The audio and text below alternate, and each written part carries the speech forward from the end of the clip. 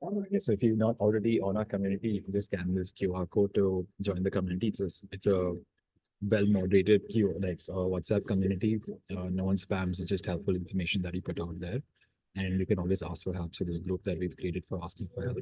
If you have any questions regarding the class card, you can always reach out there, and someone from the team will be there to help you.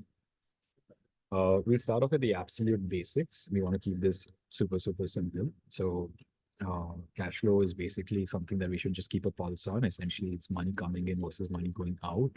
So think of things that literally put money on the table, like revenue. So like student bookings would be the bulk of it in most of our businesses. And then we do have other things that also bring money if you're selling merchandise, books, kits, etc. But essentially, anything that brings in money is something that would basically help our cash flow and be more cash in. The absolute flip side is the expenses part of things. So that's lesser cash. Usually we have more expenses, sources of expenses than income. So that's more like your payroll, rent, admin costs, etc. Basically, anything that pushes money to go out of our bank is something that would affect our cash flow. So in a nutshell, we're just trying to look at fun, easy ways of making sure that we have more cash and coming in and less cash going out. Uh, and the theme was obviously to focus on the non-obvious ways to do it and not just talk about the obvious things to do. We've compiled 5 tips to say the least, and we'll go through them a little bit in detail. Obviously, you guys we'll do a quick session of question and answers. Feel free to stop me while this goes on, or we can obviously leave questions for later as well.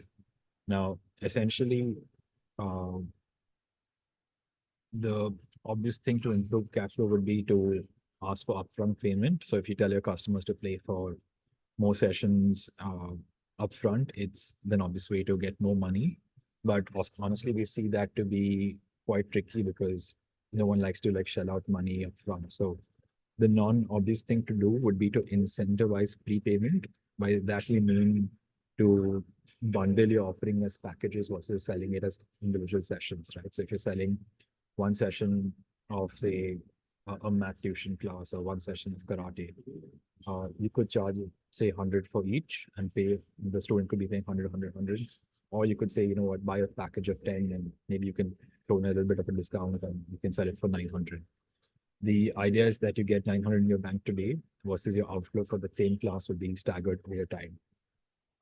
Packages are quite interesting because you can bundle not just a single service but multiple services. So I could uh, I could buy a package which includes 5 or 6 services, and this is actually very common with lady salons and parlors. So they would sell you a package of like 5 or 6 services, and you just pay one and you can use as you go. So uh, the smarter thing or the non-obvious thing to do out here would be to like bundle our offerings and maybe mix and match different offerings that they could take advantage of because they're buying a package versus buying them individually. Um, I've linked helpful resources right in the slide itself. So packages is a link that you can obviously, I'll be showing the slides, so you can click in and see how ClassCard enables this. We obviously trying to correlate everything with the software, but this will just give you a general idea of what things could be and could look like. The second tip, again, this might sound obvious, like the more you remind for payments, the more payments come in. And that is true for pretty much everything. But again, not a fun thing to do, like a lot of manual effort involved. We are constantly like you know, getting involved in busy work and just sending reminders versus having them automated. So a few things that would be helpful is to just like automate your payment reminders. So again, like something like ClassCard will help you automate payment reminders, send out bulk reminders for anyone who's overdue.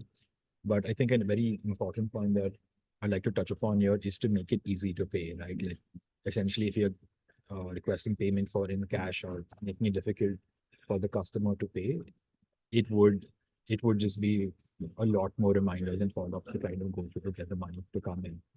Um, some things that we've seen work really well is the buy now, pay later. So instead of asking the customer to pay the entire amount upfront, you can ask them to stagger it in installments.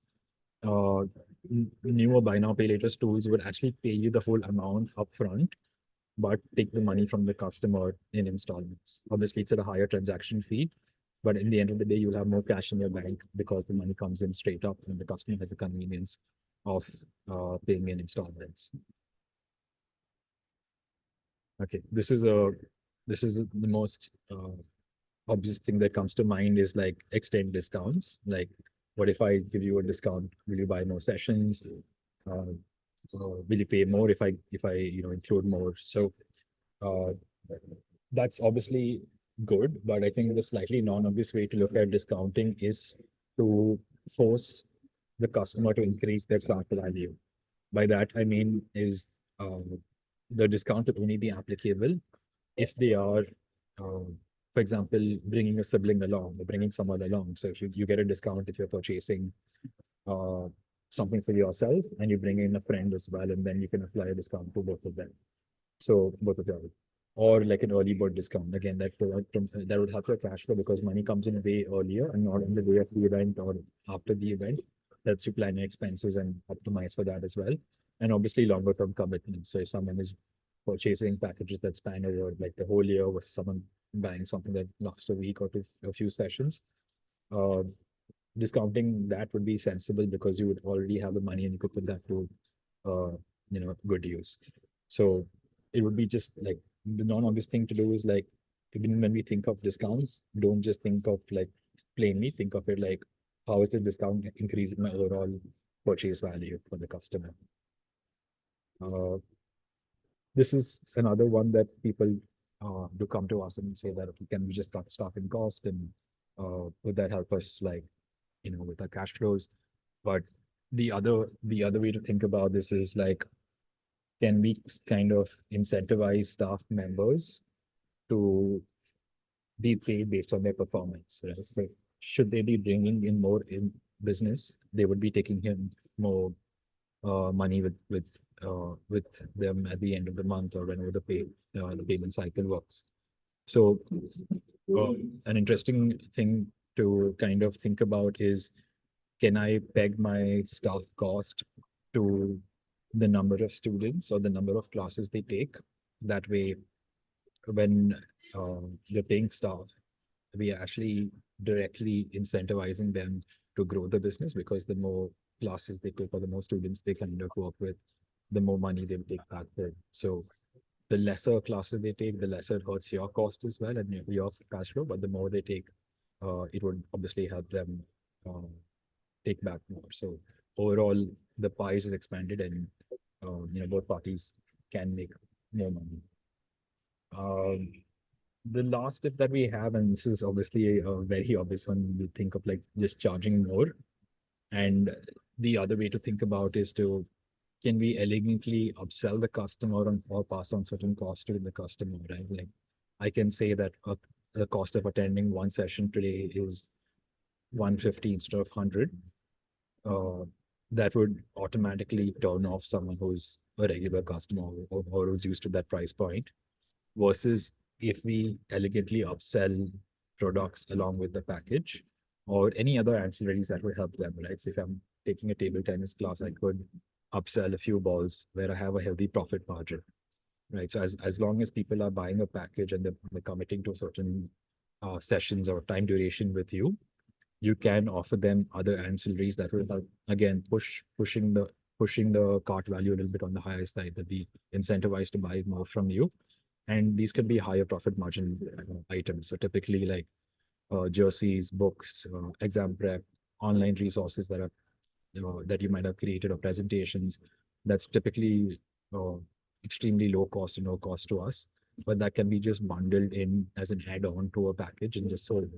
So now someone's now thinking that I'm buying something worth 150 that was previously 100. They kind of see the value of the other ancillaries that have been added on. Another clever thing that we've seen a lot of people do is something they charge as a registration fee or a membership fee. They basically, along with their packages, include something known as a membership fee or a registration fee. What that does is allows them to access uh, all the packages at a lower cost or at a better price than what they would normally get if they weren't a member. So think of this as like a club membership, and you have like preferential pricing for everything. I'll link a resource for this specifically as well. But essentially, if someone's paying 1,000 for something, they wouldn't mind paying 1,200 for the same thing. If it includes some sort of membership in it, that could give them preferential access, or like free access to a gym, or or some resources for the year. So that way, things kind of like add up, and it becomes easier, easier for people to kind of like not mind paying the extra cost as well. Yeah, so that was a quick summary of some 5 interesting ways to think of charging more.